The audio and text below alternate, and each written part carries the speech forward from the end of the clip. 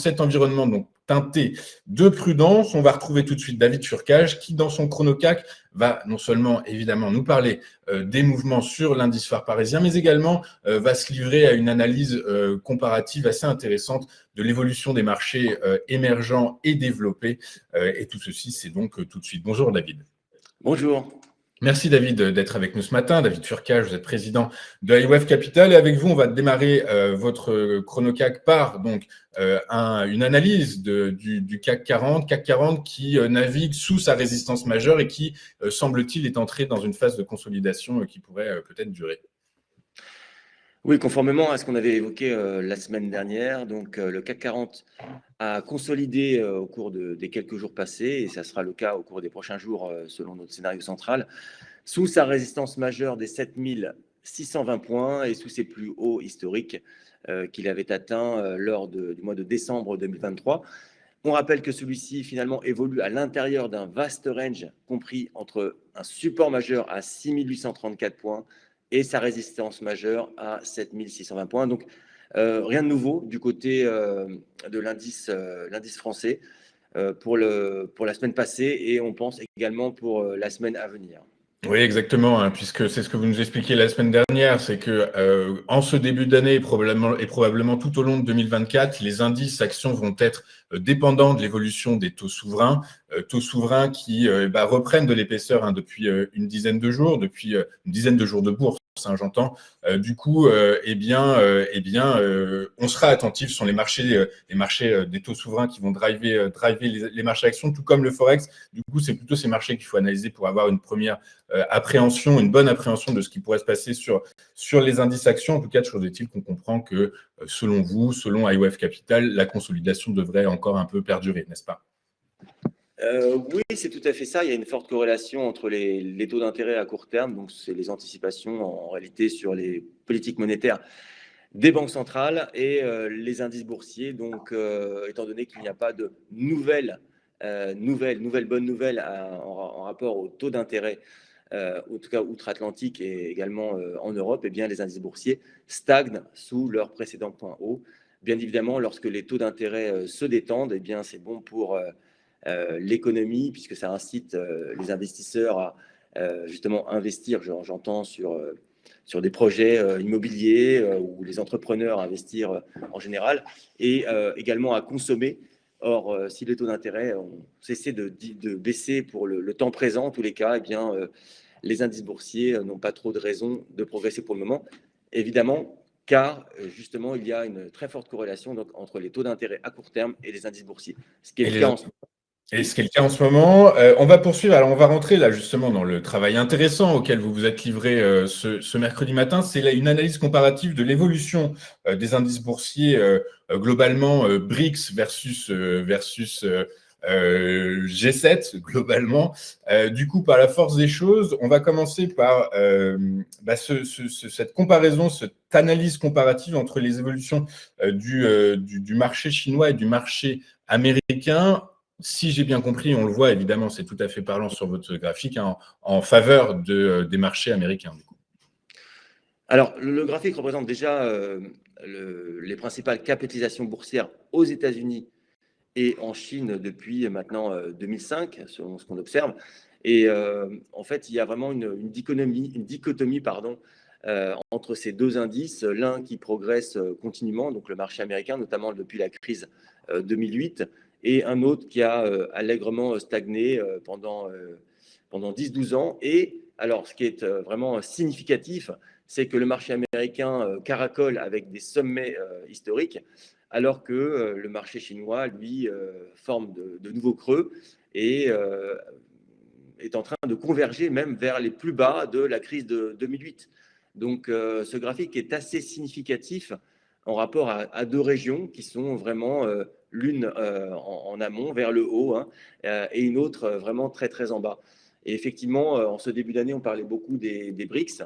Alors, bien sûr, les BRICS ne se circonscrivent pas au marché chinois et en tous les cas pour le G7 au marché américain, mais on a vraiment là quelque chose de significatif en matière de pondération boursière, de capitalisation boursière, et qui en fait donne une image autre que celle que l'on nous vend depuis quelque temps. C'est-à-dire que les BRICS, c'est un poids démographique, c'est les BRICS plus, j'entends, c'est également un poids économique important, certes, mais les indices boursiers relatent d'éléments qui sont beaucoup plus fins en matière d'efficacité économique, en matière de taux d'intérêt, d'inflation, d'emploi et de fonctionnement en général de l'économie, hein, puisque franchement, évidemment, c'est beaucoup plus, comment dirais-je, significatif d'analyser un marché boursier que simplement regarder le poids d'une région en matière de PIB.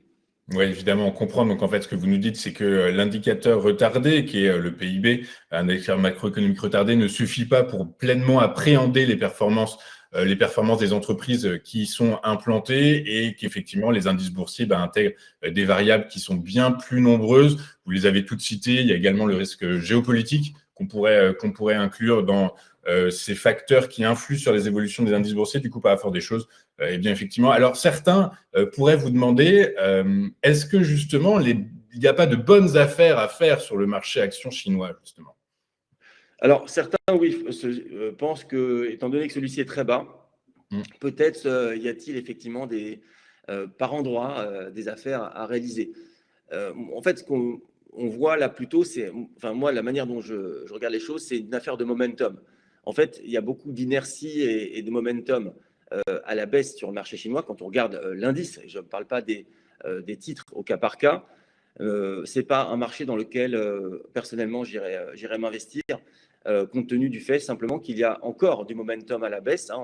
Le marché marque de nouveaux points bas, ne donne pas de signaux de retournement, on n'observe pas de changement d'opinion psychologique, en tout cas des foules à l'égard de ce marché-là, alors qu'en fait tous les regards se situent sur les États-Unis et les principales grandes valeurs américaines telles que Meta, Google, Nvidia, etc. Donc, non, je pense que ce n'est pas la peine d'aller chercher dans des marchés qui sont vraiment boudés, alors qu'il y en a d'autres qui sont en pleine expansion et qui bénéficient en réalité d'un effet de halo.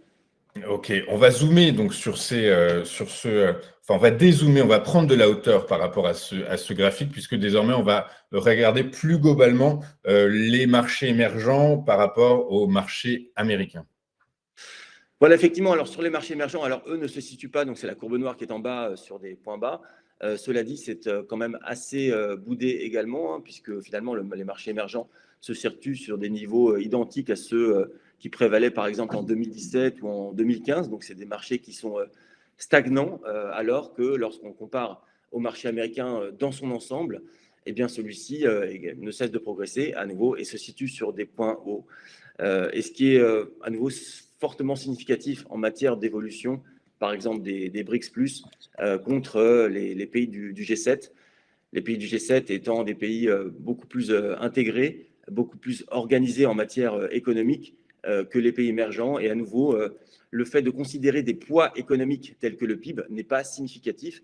Et j'invite les auditeurs à se tourner plutôt vers quelque chose qui est plus fin, plus pertinent, que sont les indices boursiers, qui sont tournés vers le futur et qui comprennent en matière d'analyse davantage d'éléments probants en matière économique. Alors, on me souffle également que dans ces marchés émergents, il y a quand même eu de belles performances en 2023. Et notamment, on pense à la bourse indienne, le Sensex, qui a réalisé quasiment près de 20% de croissance sur 2023. Du coup, malgré tout, vous dites quand même qu'il faut rester prudent, qu'il y a de la performance. La performance peut être là dans les marchés émergents, mais le risque est encore trop important. Selon vous, le risque est trop important. Alors, effectivement, il y a certains marchés émergents qui réalisent de bonnes performances. D'ailleurs, la meilleure performance se situe en Argentine. C'est l'un des marchés qui a été le plus performant de l'année 2023 parmi l'ensemble des indices boursiers à l'échelle mondiale. Et évidemment, quand on regarde les courbes que l'on a sous les yeux, que je vous montre, eh bien, ça inclut la problématique de capitalisation boursière. À ce titre, la capitalisation boursière des principales économies avancées en 2023 s'estime à peu près 80%, alors que si on somme la capitalisation boursière de la Chine plus les principaux marchés émergents, on arrive à peu près à 20%. Donc effectivement, au cas par cas, cette courbe, les courbes de marchés émergents ne relatent pas l'ensemble des pays un à un, mais évidemment, quand on y associe la problématique de capitalisation boursière, on se rend compte qu'effectivement, l'Argentine ou l'Inde peut fortement augmenter, mais ça n'impacte pas vraiment l'indice, qui est une moyenne en réalité de l'indice des pays émergents, des principales capitalisations boursières ou des bourses des pays émergents.